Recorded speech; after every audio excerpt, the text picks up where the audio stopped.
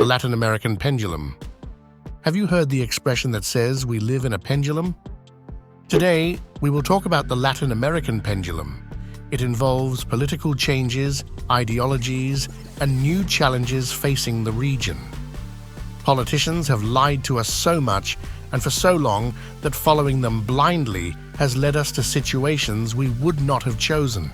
So it is best to learn so it does not happen again. In this report, we will focus on the entire Latin American region, explaining some ongoing changes so they can be easily understood as if we were talking about any country within this beautiful part of the world where we live. We want to clarify that in general, when people analyze a topic, we tend to confuse what could happen in a process with what we actually wish would happen. Our own expectations, anxiety, education, and previous experience often play tricks on us, conditioning the analysis. Here we will discuss the political changes that are happening, but we will do so recognizing beforehand that our vision is influenced by a strong desire for everything to go well. We hope that some ongoing processes will consolidate and that our future scenarios will be more prosperous. Having made our partiality clear, we will initially focus on two brotherly countries at two distant points of the continent, but leading processes that will expand throughout the region. We are talking about Venezuela and Argentina. This does not mean that we disregard the situation in other countries, but we believe that by initially focusing on these two geographical points and what is happening, we can understand what is coming in the future.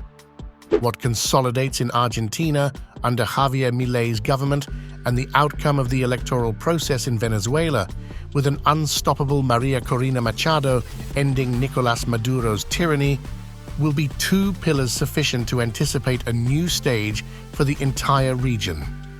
We cannot overlook what Nayib Bukele did in El Salvador, nor the achievements and stability that Luis Lacalle will leave at the end of his mandate in Uruguay.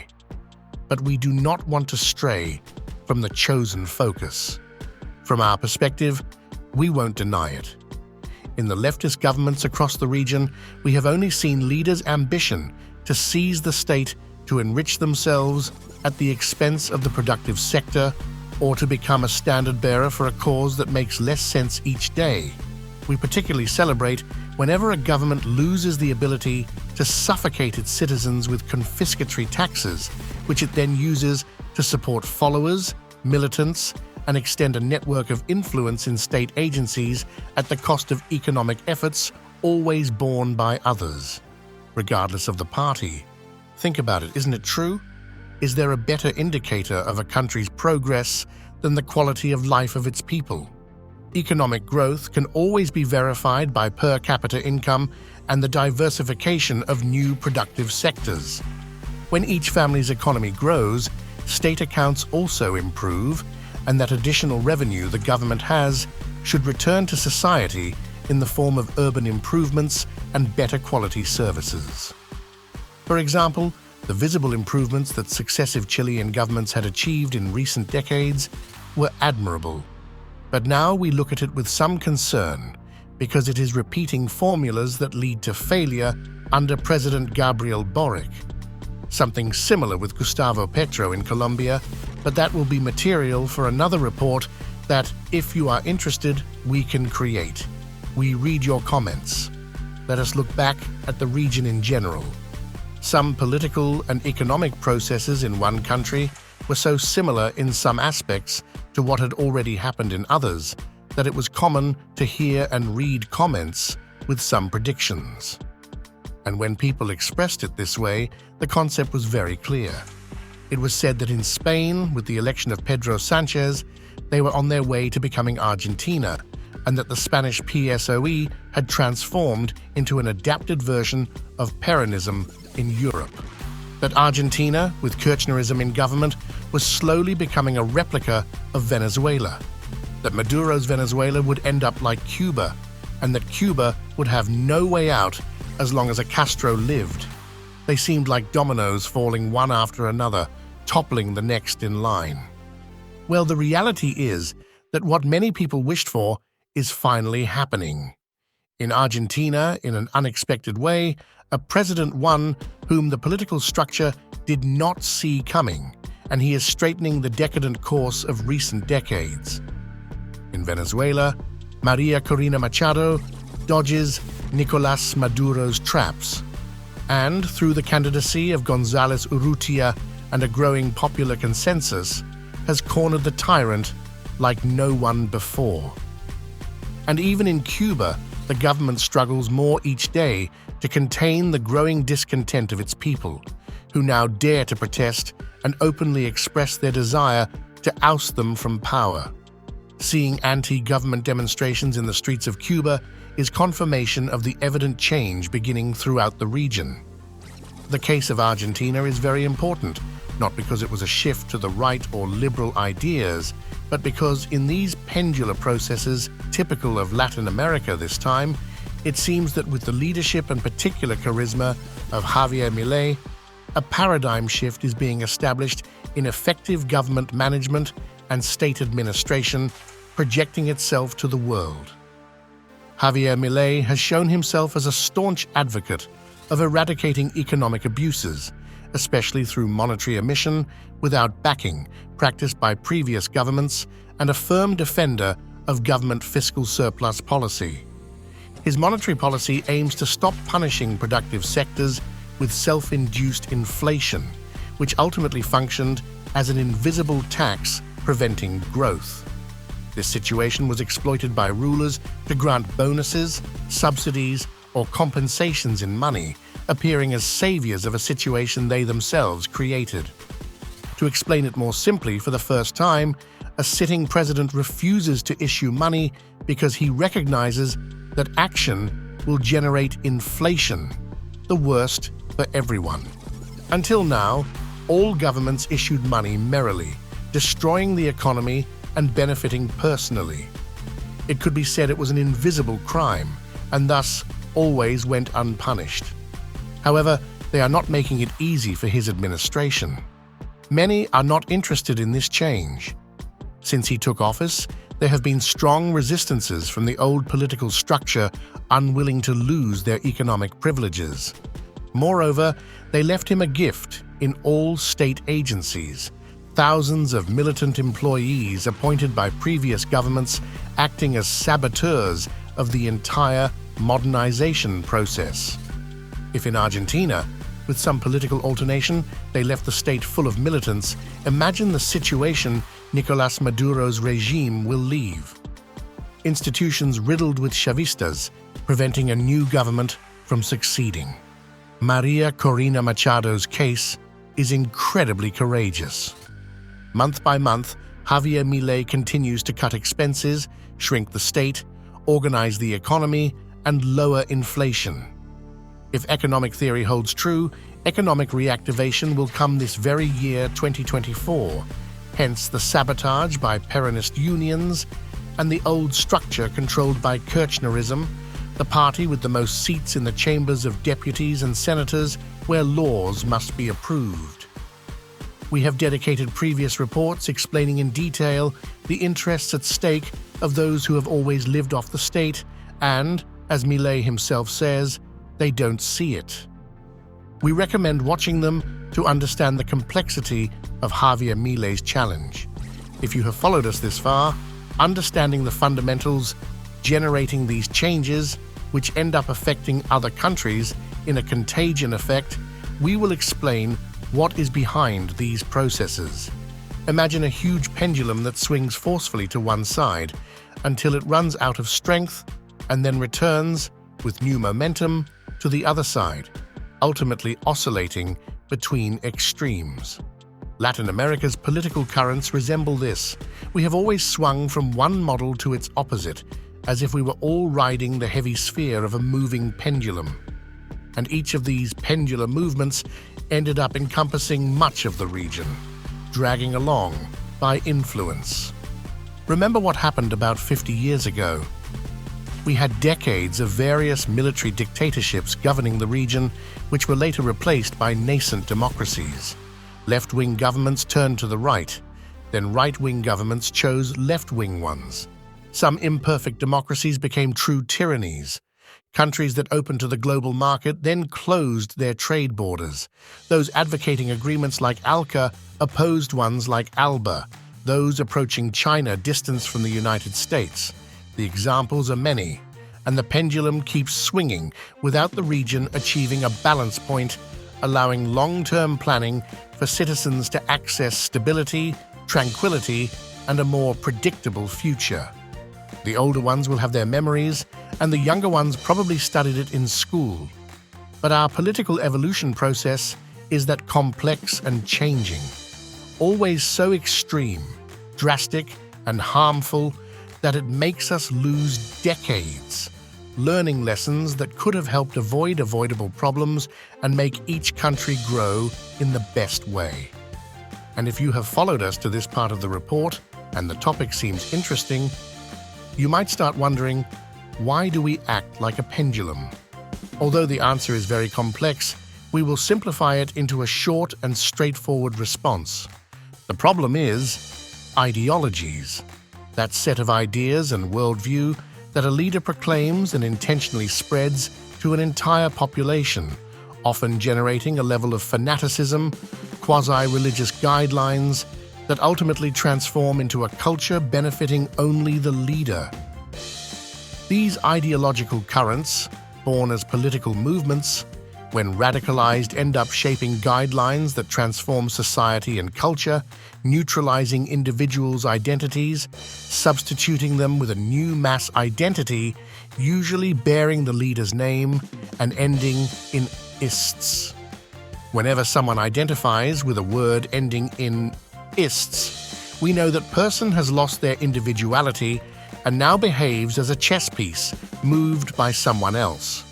Thus, in recent decades, the pendulum has generated Pinochetists, Chavists, Castrists, Pinerists, Bacheletists, Lulists, Bolsonarists, Menemists, Kirchnerists, Macrists, Peronists, Alfonsinists, Fujimorists, Uribists, Trumpists, and a long etc., including every leader, followed by masses adopting their ideology as if it were their own. Being affiliated with a party and having a political vision does not imply having to become anyone's chess pawn. When we depersonalize the development goals an individual has within society, we move the pendulum to one extreme, and the healthiest thing would be to achieve a degree of equanimity that allows us to draw the best from each political proposal with critical sense and a vocation to seek improvement for all, to mature and grow politically. Partisan militancy has become distorted and has facilitated the existence of impunity for corruption, which, when defended blindly and justified by partisans, generates counter-reactions that bring the pendulum to the other extreme. Moreover, since these ideologies are temporary in nature, when their postulates come to an end and a new era begins, the old ideologies become so disoriented that they only tend to take refuge in loyalty to their leader, generating behaviors of resistance that even go against their own interests. We are against ideologies, but in favor of free and critical thinking, even free to adhere to ideas that are most in line with one's principles and values, without losing the quality of being a critical individual. It is interesting to talk about football with a supporter of a club, but it is impossible to do so objectively with a barista or barra brava or a member of the fanatical group who is not interested in the truth, but always in being right. In Argentina, those who are fanatical about an ideology, carrying it beyond their own interests, accepting things that are even harmful to themselves, are called termos. But it is common to see termos everywhere, defending absurd things or things they do not know about, just because they need to feel part of a movement that ends in ESCs. Until Latin America recovers critical individuality, we will continue to swing from one extreme to the other, missing the opportunity to draw the best from everyone. Although it is assumed that lessons are also learned, it comes at the cost of losing decades and entire generations who sacrifice themselves by enduring poverty and poor quality of life. Think about the economic policy of each government in the region. It has been so erratic at times that instead of growing the economy, it generated irresponsible indebtedness with no other goal than to sustain a political idea that was carried to such an extreme that the situation of having rich politicians with poor citizens became normalized, something that should be unacceptable. We need to mature. On any scale of economic management, whether personal, family, building, company, city, or country, it is always a good path to spend less than what one has in income. This clear formula often gets confused when the economic scale is larger. Fiscal balance is the basis for planning any improvement or investment. Generally, incomes are not sufficient to make a significant investment that means a productive improvement or a leap in quality of life, and in those cases, borrowing is the appropriate path. Buying a car, constructing a building, building a bridge, extending a gas pipeline, or whatever you have decided to invest in, must generate a better future situation that would allow you to pay that additional cost with the improvement. It is the way to grow and progress. However, many countries in Latin America became more indebted than was convenient for their own economy. But the worst, and what their politicians fail to recognize, is that they request money for projects that ultimately do not receive the intended funding. Those resources end up being used to finance political expenses, sustain re-election campaigns, and pay salaries for positions created within the government solely to repay electoral favors. It's a ticking time bomb that the next government will inevitably have to deal with. A typical swing in Latin America is that the right tightens until it suffocates and the left squanders until it makes the entire country unviable. It would be good if we learned not to react only when we reach extremes. If you've followed us this far, understanding the logic of the swing, we'll explain why we believe a change of era is coming in Latin America. The topics we chose for our report are not coincidental, as we seek to reflect the changes occurring in the region as a result of the actions of its leaders. That's why we've created reports on 3 leaders whom we believe are achieving transformations that will condition and guide the rest of the actions throughout the region. They are all on our channel, to which we invite you to subscribe. We consider Nayib Bukele in El Salvador, Javier Milei in Argentina, and Corina Machado in Venezuela to be 3 leaders who are transcending the management of their respective countries and attracting worldwide interest for their ability to influence and modify the existing political framework to achieve a superior scenario, beyond whatever criticisms may be directed at each one. Truth be told, we also conducted an extensive report on Pope Francis as a 4th figure of leadership, because the transformations he made in the Vatican go unnoticed by many, but he remains a Latin American leader. We invite you to watch it. Obviously, every process of transformation implies a change that brings with it residual resistance to the new. Sometimes this resistance is based on rational justifications, but unfortunately, in most cases, it's due to ideological resistance. A thermos can only preserve what it contains.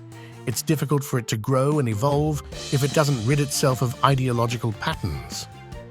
The Chavistas learned this the hard way, with a resounding failure that plunged them into unprecedented poverty.